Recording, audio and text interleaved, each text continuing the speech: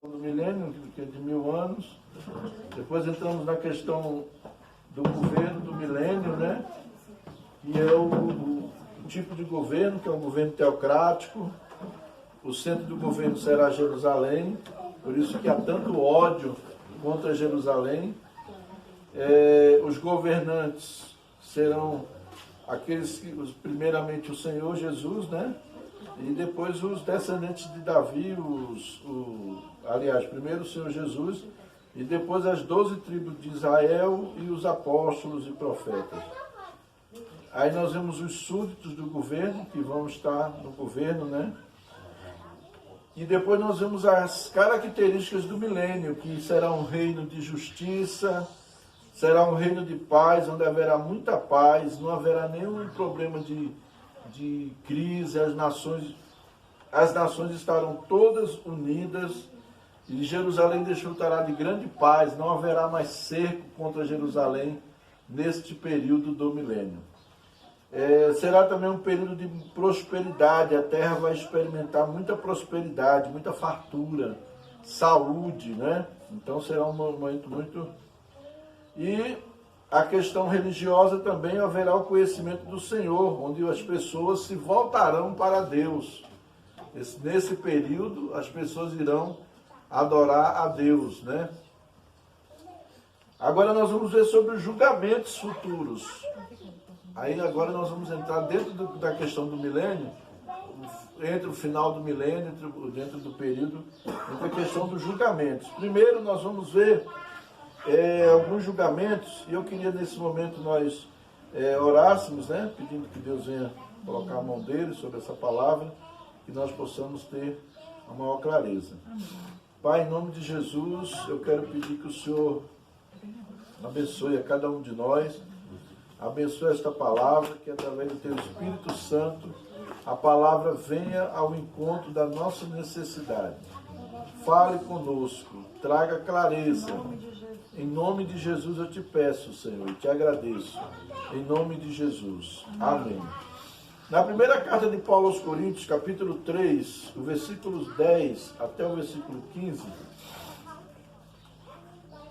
1 Coríntios, capítulo 3, versículo 10 ao versículo 15. Ele fala assim...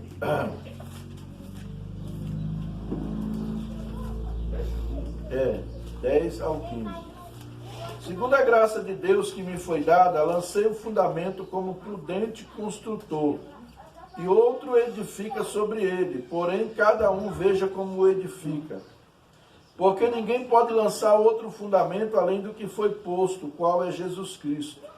Contudo, se o que alguém edifica sobre o fundamento é ouro, prata, pedra preciosa, madeira, feno, palha, manifesta-se tornará a obra de cada um, pois o dia a demonstrará, porque está sendo revelada pelo fogo, e qual seja a obra de cada um, o próprio fogo o provará. Se permanecer a obra de alguém que sobre o fundamento edificou, esse receberá galardão. E se a obra de alguém se queimar, sofrerá ele dano, mas esse mesmo será salvo, todavia como que através do fogo. Amém?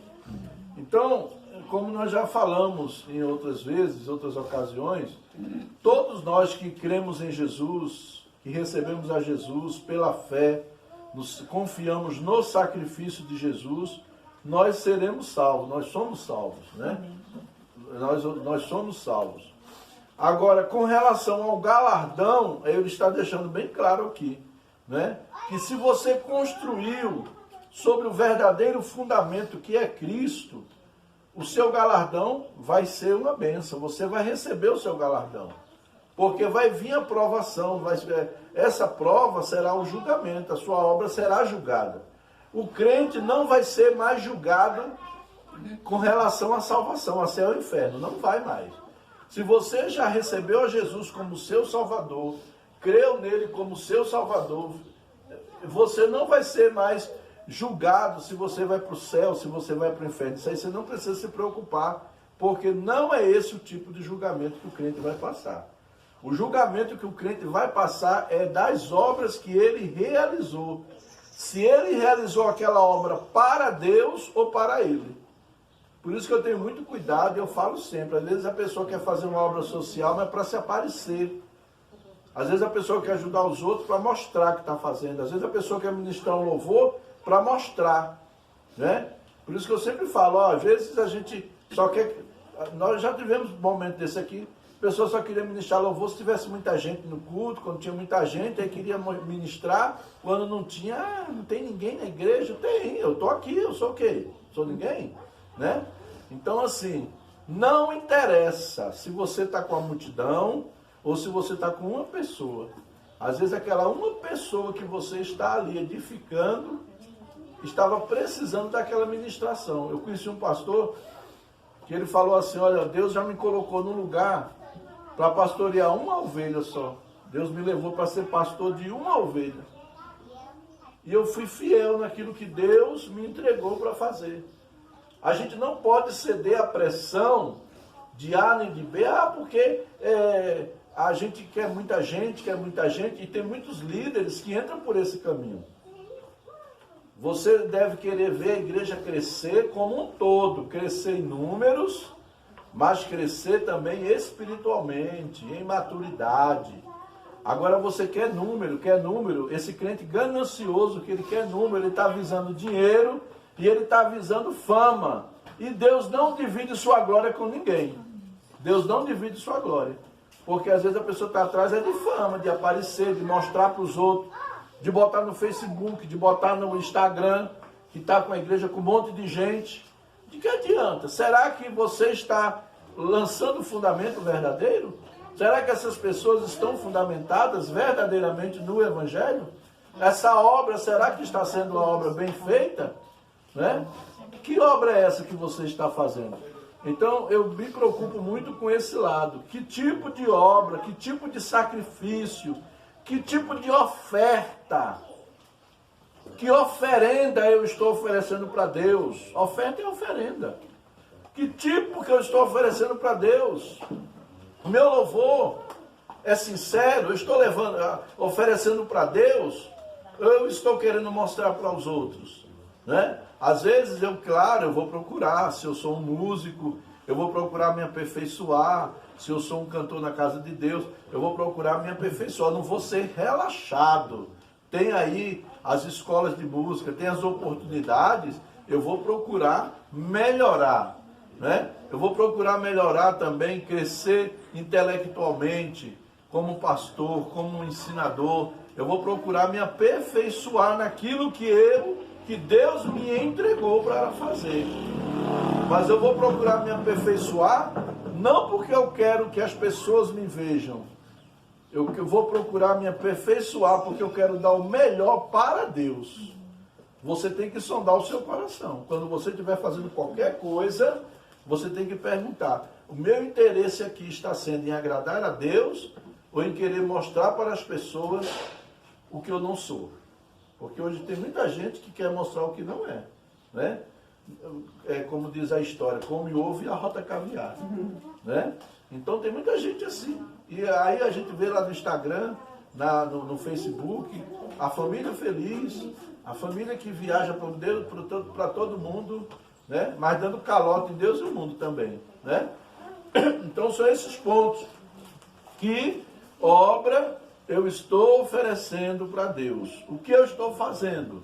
Eu estou cumprindo com o meu propósito? Eu estou evangelizando, mas é porque eu quero que o reino de Deus cresça, porque eu quero que as vidas sejam salvas, eu quero que as pessoas sejam libertas das garras de Satanás, ou eu estou evangelizando simplesmente para tirar foto e mostrar que a minha igreja é maior do que a do outro? Tem que ter cuidado. A vida espiritual vai ser cobrada, né? O julgamento das obras dos cristãos. Embora não seja especificado, é provável que esse julgamento ocorra logo depois do arrebatamento. As passagens principais que falam do julgamento são essas que nós lemos, né? O chamado tribunal de Cristo julgará somente crentes, não para condenar qualquer um deles, porque Romanos capítulo 8, versículo 1 já está dizendo nenhuma condenação há para os que estão em Cristo Jesus. Então, irmãos, não haverá mais condenação. Depois que nós sairmos daqui, formos arrebatados, formos estar com o Senhor, já não haverá mais condenação para nós. O que vai haver para nós agora, neste exato momento, é o julgamento das obras que nós fizemos, né? Vai avaliar e premiar suas obras. Então, o meu galardão vai ser avaliado. Ah, o fulano era tão bonzinho, será? Uma vez tinha um pastor, disse que ele de noite teve um sonho, e ele viu um anjo, pegou ele na mão e levou para, e mostrou para ele muitas coroas, assim, as coroas bonitas, né? E tinha uma coroa que brilhava, a coroa cheia de pedra, a coroa mais bonita que tinha ali. Aí ele pensou, essa aí deve ser a minha, né? Ele pensou com ele, né? Aí disse que o anjo falou, sabe qual é a sua coroa aqui? Aí ele falou, deve ser aquela ali, né? Aí mostrou a coroa. Aí o anjo falou, não, essa coroa não é sua. Sabe de quem é essa coroa? Quero. Tem não, por favor. Aí ele falou assim, essa coroa... Aí mostrou a irmã, uma velhinha que tinha na igreja. Ele falou, essa coroa é dessa senhora aqui, ó. E mostrou a mulher sentada lá no final do banco da igreja, de chinelinho havaiana, obrigado. Chinelinho havaiana. E diz que quando ele pregava, se exaltando, aí a irmã ficava lá, Senhor, tem misericórdia do meu pastor. Não deixa ele se perder, ele está se exaltando. Senhor, tenho misericórdia. A irmã orava por ele. E o anjo mostrou que a irmã orava por ele porque ele se exaltava. Né? Ele queria ser o bambambam, tal. E aí aquela irmã ficou, ele voltou, né, daquele sonho, quebrantado. Voltou quebrantado. Então, muitas vezes, né, a gente pensa, eu até costumo falar, sempre eu converso com minha esposa, que é uma coisa que eu me preocupo muito com eu como pastor, os outros pastores nossos aqui também, é a gente não se preocupar com picuinha, com besteira. Tem pastor que fica pegando picuinha, né? Brigando por picuinha. E pastor que acha que é dono das ovelhas, que ele é dono do rebanho. Eu não sou dono de ninguém, quem é dono é Jesus, sou pastor. Né? Então, às vezes, pastor que faz panelinha, que gosta de panelinha, eu mesmo não gosto. Quando eu vejo qualquer sintoma de panelinha, eu já aviso para minha esposa, ó, aí não. Já percebeu? Ele falou que você gosta de panelona. Gosta de panelona, gosta de todo mundo junto. Ou todo mundo se junta ou não se junta ninguém. Porque fica panelinha, né? Aquele negócio, eu gosto mais de fulano, eu tenho mais afinidade. Tudo bem, a gente pode ter afinidade com fulano. Agora, quando se trata de assuntos relacionados à igreja, eu não posso escolher fulano nem ciclano. Eu tenho que estar todo mundo mesmo. Ou está todo mundo, ou não está ninguém. Eu não posso ficar, porque gera aquela coisa de que está tendo preferência. Então são duas coisas que eu tenho muito cuidado.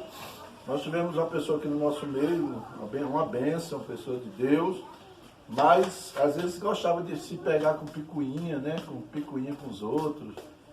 Porque não sei o quê, porque marcação, ficar marcando. Eu não fico marcando ninguém, né? Eu sou professor, tem professor que marca aluno, não tem, Cláudia? Tem professor que marca aluno, implica com aluno. Tem professor que implica com aluno. Lá na escola que eu leciono mesmo, tem um professor nojento, que ele implica com os alunos mesmo. Uma vez aluno, por causa de um dia, trouxe o trabalho para ele não quis aceitar. A menina falou, mas professor, eu mudei, a gente não tive tempo de fazer no dia, porque a gente mudou, perdi meus cadernos, queria que o senhor entendesse. Ele não aceitou. Aí a mãe da menina foi lá, fez o maior buruçu, no chão ele ficou pianinho, né? Quase que ele perde o emprego. Então, picuinha, besteira. Deus tem um padrão para a gente. Qual o padrão de Deus? Que a gente não peque. Mas se a gente pecar, a Bíblia diz assim, todavia, se algum de vós pecar, temos um advogado, Jesus Cristo. O que é pecado? É transgressão. nós temos um padrão a seguir. Se porventura alguém saiu fora desse padrão, né? Não é por isso que a gente agora vai ficar com marcação, com picuinha. O Bruno ontem a gente estava até comentando, né? O Bruno estava falando, pastor, é que nem o senhor fala mesmo. Cada pessoa tem o seu tempo, né? Tem pessoas que a gente ganha para Jesus, a pessoa já vem, já quer ganhar almas, já está orando, já está. E tem gente que vem assim, meio que se arrastando, meio que bota o pé e volta, fica meio assim, meio cismado, né? Às vezes já veio machucado de muitos lugares. Tem pessoas que já passou por lugares que vieram machucados.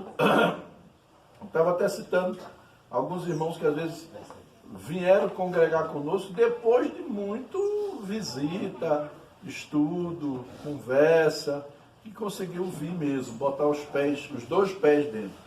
Então cada pessoa tem um tempo, tem um processo de amadurecimento.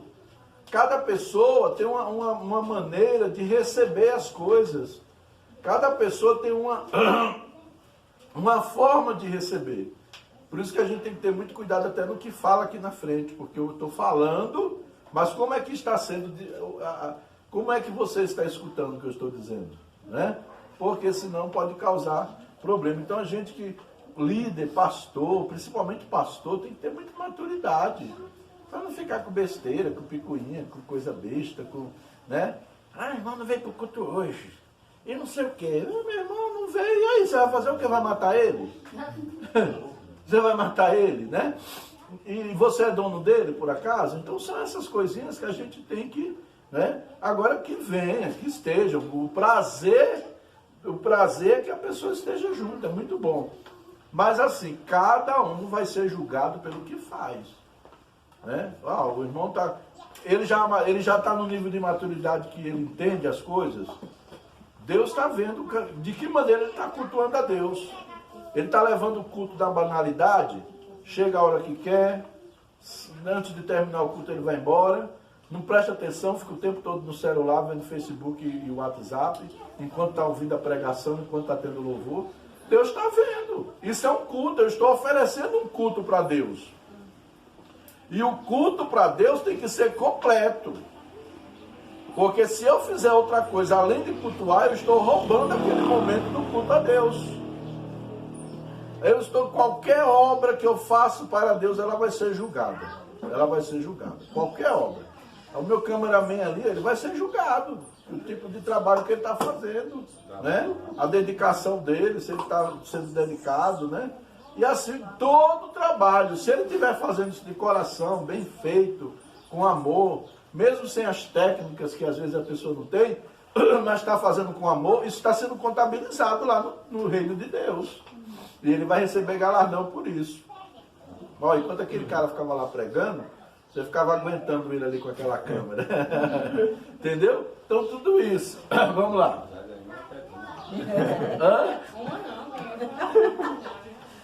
Tá vendo como que é? O pessoal acaba com a gente. Jesus está vendo. Vamos ver, o julgamento dos santos do Antigo... Aí haverá o julgamento dos santos do Antigo Testamento. Isso aqui que é interessante. Daniel, capítulo 12 e o versículo 3. Alguém pode ler esse versículo? Daniel 12 e o versículo 3.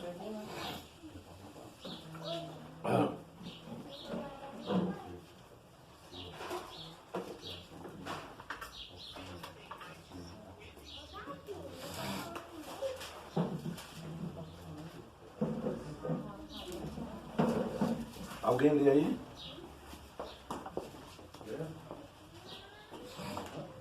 Aqueles que são sábios, Daniel 12, 3. Aqueles que são sábios reluzirão como o fulgor do céu, e aqueles que conduzem muitos à justiça serão como as estrelas para todo o sempre. Amém. Glória a Deus. Aqui novamente, fala de premiação dos sábios, dos salvos, né? De modo geral associado tal com o acontecimento, a ressurreição e condenação dos ímpios. O que segundo o Apocalipse capítulo 20, versículo 11 ao 15, acontecerá no final do milênio. o julgamento, né? Aqui nós vemos o julgamento, a premiação dos salvos, né? Que é a salvação. Aqueles que morreram sem Cristo. Aqueles que morreram no Antigo Testamento, por exemplo. Mas eles morreram esperando o Messias. Eles morreram esperando. Eles acreditaram que Deus enviaria um que esmagaria a cabeça da serpente. Deus levantaria um profeta maior do que Moisés, né? Tudo isso eles esperaram o tempo todo. E esses homens morreram sem verem o cumprimento dessa promessa, né? Esses homens morreram sem ver esse cumprimento. Portanto, excluindo a igreja, cuja ressurreição se dá no arrebatamento. Parece que os santos do Antigo Testamento ressuscitarão e serão premiados somente no fim do milênio. Contudo, é importante notar que é comum profetas do Antigo Testamento falarem de um evento como se fosse único, e o Novo Testamento desmembrar seu cumprimento em mais de uma ocasião, revelação progressiva, né? Então, no início do milênio, a igreja vai ser arrebatada, os salvos em Cristo. No final, serão arrebatados, ressuscitarão também aqueles que morreram, que não tiveram a experiência de conhecer o Messias, né, que morreram aguardando a promessa. Depois nós vemos aqui o julgamento dos santos da tribulação, Apocalipse capítulo 20, e o versículo 4 a 6. Esses aqui são os santos que vieram da tribulação. Capítulo 20, versículo 4 ao 6. Alguém pode ler aí?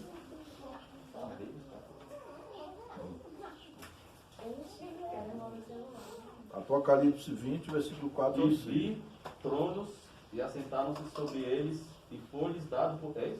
É isso mesmo. E foi-lhes dado o poder de julgar e vir as almas daqueles que foram degolados pelo testemunho de Jesus e pela palavra de Deus, e que não adoraram a besta, nem a sua imagem, não receberam o sinal de suas testas nem de suas mãos, e viveram e reinaram com Cristo durante 1000 anos.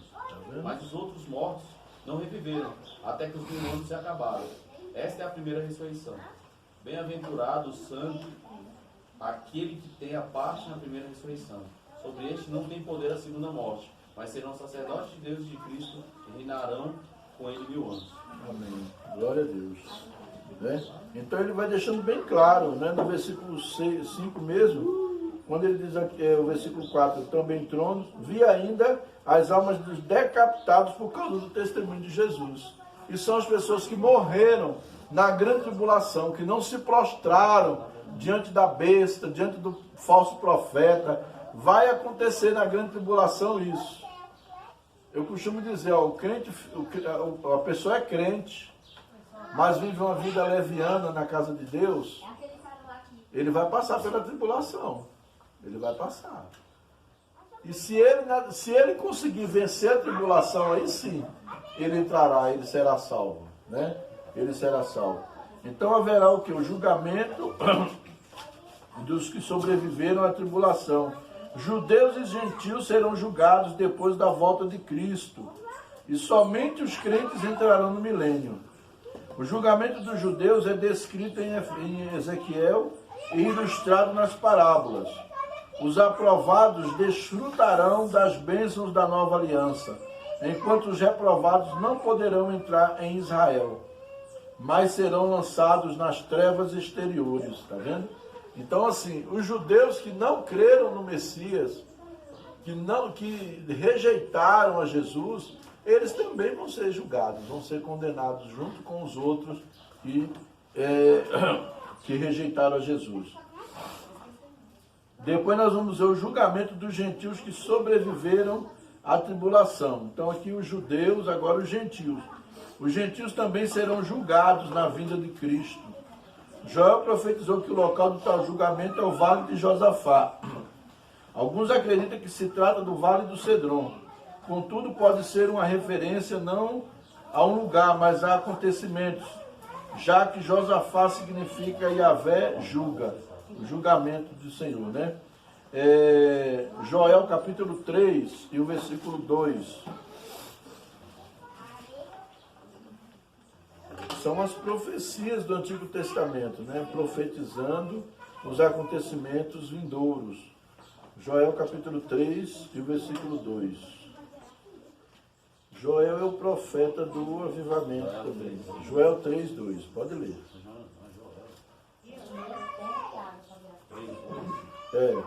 Congregai todas, Isso. congregai todas as nações e as farei descer ao vale de Josafá. E ali com elas entrarei em juízo, por causa do meu povo e da minha herança, Israel, a quem elas espalharam entre as nações e repartiram a minha terra. Isso mesmo. Então aqui está falando o que? O julgamento dos gentios que sobreviveram à tribulação. Aqueles que sobreviveram e que creram em Jesus, né? Aqueles que creram, esses serão salvos também. Mas você saber que ainda tem gente que ainda não vai crer, mesmo nessa situação aí. Ele não vai crer, não vai aceitar, e ele será julgado também, será punido, né? O julgamento de Satanás e dos anjos caídos. Satanás e os anjos caídos serão julgados no final do milênio e condenados ao fogo. Mateus 25 e 41. Mateus capítulo 25 e versículo 41.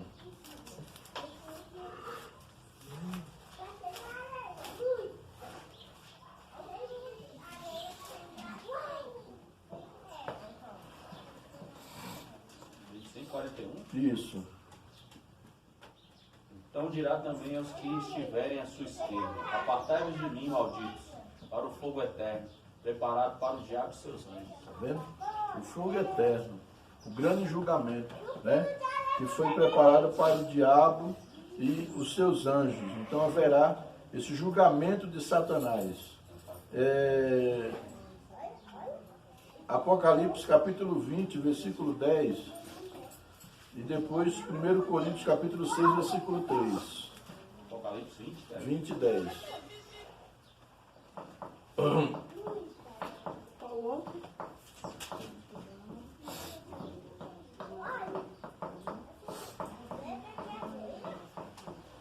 Apocalipse 20, 10. Vamos lá, galera. Pode ver? Pode. 20, 10. E o diabo que os enganava foi lançado no lago de fogo e enxofre, onde estão a besta e o falso profeta.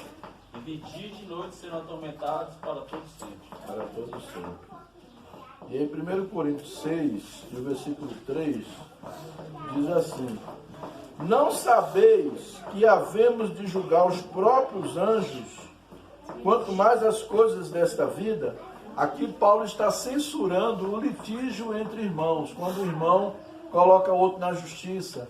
Ele está falando, por sinal, porventura, na igreja não tem tribunal para que vocês sejam julgados, para julgar?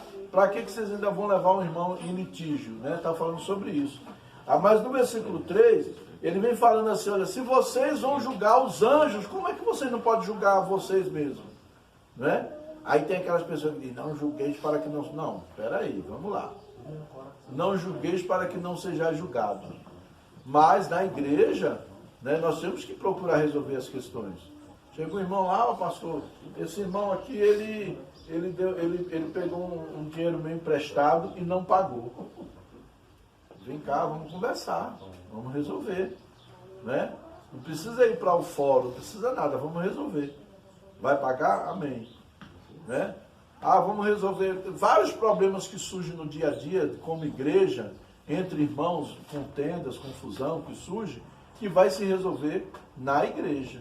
Na igreja. Infelizmente, agora, quando a pessoa não quer ouvir a igreja, não quer se submeter à igreja, aí ele vai ser condenado, vai ser julgado como gentio publicano, aí o mundo sim que vai julgar ele, né? Mas, primeiramente, na igreja. E nós, Deus vai nos dar esse poder. Nós vamos julgar o diabo, nós vamos julgar os anjos caídos, nós que vamos julgar. A igreja, já pensou que responsabilidade?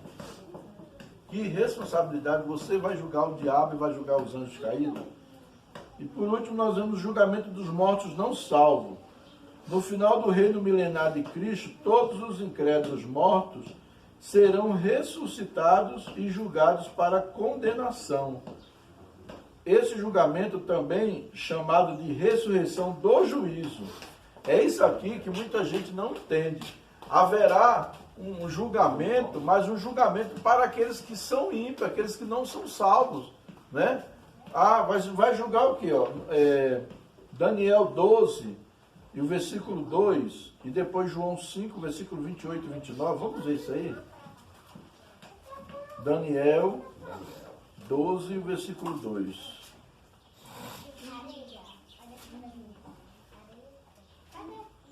Multidões que dormem no pó da terra acordarão, uns para a vida eterna, outros para a vergonha, para o desprezo eterno. Está vendo?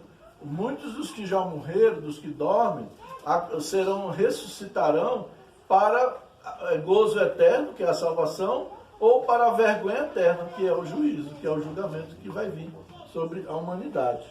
E o outro, João, capítulo 5, versículo 28 e 29. Não vos maravilheis disso, porque vem a hora em que todos os que estão no sepulcro ouvirão a sua voz, e os que fizeram o bem sairão para a ressurreição da vida, e os que fizeram o mal para a ressurreição da condenação. Está vendo aí? Então, assim, não vos maravilheis, né, porque Deus está usando você nem nada, porque Ele vira ali os milagres. Mas, uns que virão, os que fizeram o bem, qual é o bem que a gente faz? Crer em Jesus. Se você creu em Jesus, recebeu Ele como seu Salvador e viveu segundo o que Ele ensina, você vai ser salvo.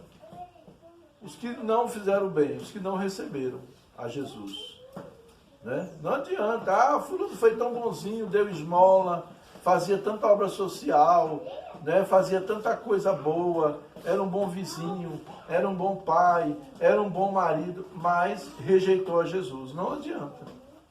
Não adianta.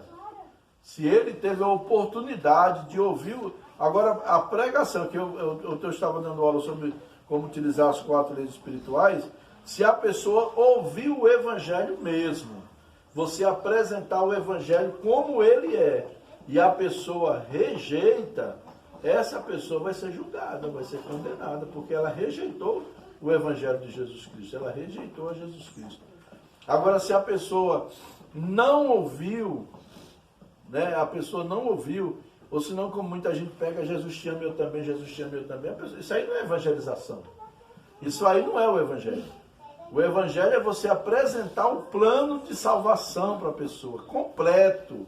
Olha, Jesus foi prometido por Deus, ele nasceu, viveu, sofreu, morreu na cruz por minha causa, por sua causa, ressuscitou ao 3º dia e voltará para buscar a sua igreja.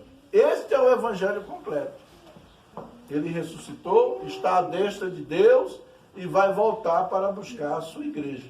Isso que nós temos que ensinar, evangelizar, não é simplesmente chegar e blá blá blá. Evangelizar é ensinar as pessoas as boas novas. É o primeiro passo do discipulado. É ensinar as boas novas do Evangelho de Jesus. As boas novas. Isso é de como você já vai, por exemplo, as testemunhas de Jeová, eles vão de porta em porta. Eles vão ensinando as doutrinas deles. Eles já estão nas portas ensinando as doutrinas. Eles não estão preocupados que a pessoa vá logo para o salão. Conheci uma pessoa que depois de 14 anos foi batizar na testemunha de Jeová. Né? Mas ele ficou ali recebendo 14 anos, recebendo o estudo dele. Né? Então, assim, às vezes nós somos muito imediatistas. Nós já queremos que a pessoa venha logo para a igreja. E não é. Às vezes a gente está fazendo um trabalho com a pessoa, passo a passo, e vai chegar uma hora que a pessoa vai vir. Às vezes ela não vem logo. Né? O Martinez e a Cláudia mesmo teve uma menina que eles ganharam ali, que mora lá no Jardim Planalto. A gente foi lá algumas vezes, tudo, né? Mas tinha uma igreja lá perto. Por quê? Que orgulho é esse? A gente pegar e obrigar a pessoa a ter que congregar com a gente. Ganhou a pessoa, ensinou o evangelho, está lá, né? Está congregando, né? Então isso é importante. A nossa função é evangelizar. Tantas pessoas que eu já ganhei, já discipulei e não congregam aqui com a gente. Não congregam. Entendeu? Às vezes está numa igreja mais próxima, está numa igreja junto com seus parentes, está numa igreja que ele já foi dela, já se frequentou quando era criança. Então, às vezes acontece isso. Eu domino você, orgulhoso, querer obrigar que a pessoa venha congregar comigo. Agora, o meu papel eu estou fazendo, é evangelizar, é falar de Cristo para as pessoas. Eu falo de Cristo para os meus alunos, eu falo de Cristo no meu trabalho. Onde eu tenho gente perto de mim, eu estou falando de Jesus Cristo, né? Então, é isso que a gente tem que fazer. O primeiro passo, quando Jesus disse, ide fazer discípulos. Jesus não mandou fazer discípulo da gente, é um engano. O diabo lançou uma mensagem na igreja diabólica, que as pessoas chamam, meu discípulo, minha discípula. Que nada, que discípulo seu, de discípula sua, nada. É discípulo de Jesus. Jesus mandou fazer discípulo para ele, né? Então as pessoas começam a querer manipular as outras, querer usar as pessoas. O que tem acontecido nessa geração é que muitas pessoas, em nome do discipulado, têm usado as pessoas, usurpado, saqueado as pessoas, roubado. Tem gente que não vai discipular. Ele vai porque ele vai com interesse em buscar alguma coisa na casa da pessoa, em buscar dinheiro, em buscar um presente que o discipulador vai dar, porque ele fica puxando o saco, a briga, cada um que quer mostrar que meu 12, eu sou 12 de fulano, eu sou 12. Eu sou 12 nada, meu irmão, isso é de Jesus. Eu pertenço a Cristo Jesus. Está entendendo? E as pessoas ficam brigando, se degradando. Fulano é 12 do pastor fulano e tal. Todo mundo briga para ser o 12 do apóstolo. É o apóstolo, sou apóstolo. Aí todo mundo quer ser 12 do apóstolo. Aí para ser 12 do apóstolo tem que dar grandes ofertas, né? Tem que participar de grandes eventos, gastar muito para poder ser 12. Para você ser 12 do apóstolo, você dá trabalho, gasta mesmo.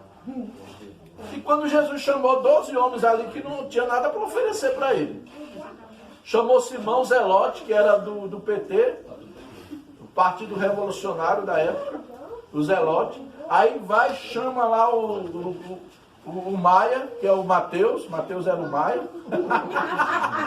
Mateus era o Maia, né?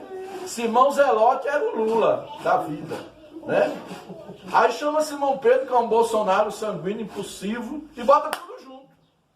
Já pensou esses homens tudo junto? Seguindo, não, mas Jesus chama para transformar. Misericórdia. Porque aqui nós temos vários temperamentos. Aqui nós temos Bolsonaro, aqui nós temos Lula, aqui nós temos tudo.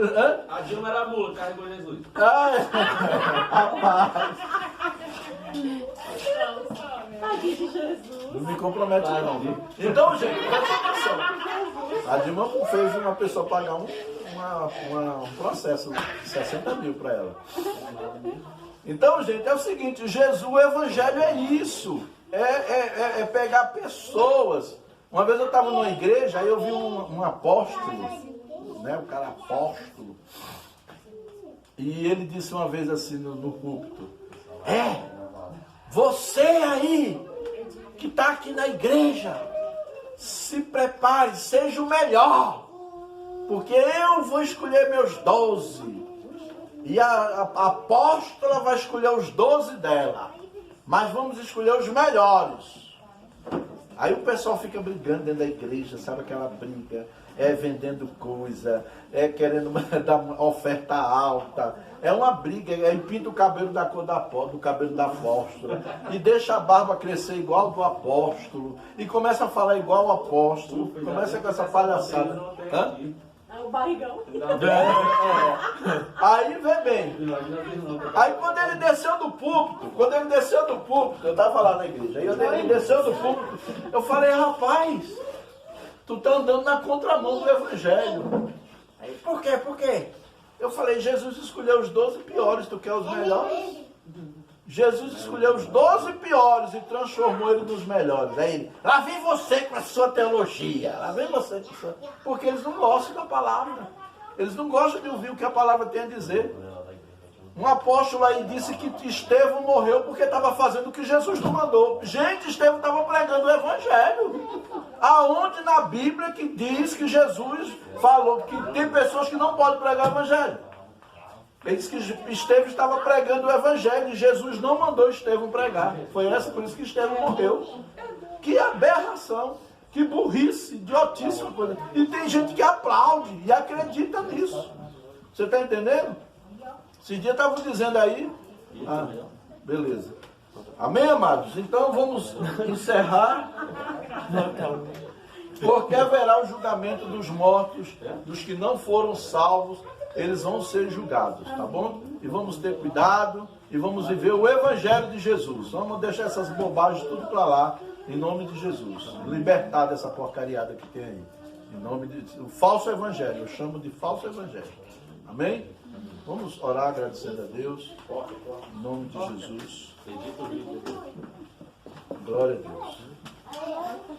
Pai, nós te louvamos, nós te agradecemos por esse momento. E eu peço, Deus, que o Senhor abençoe as nossas vidas. E que o Senhor nos fortaleça e nos leve a andar na tua palavra. Não a invenção de homens, mas o que a tua palavra ensina, Pai.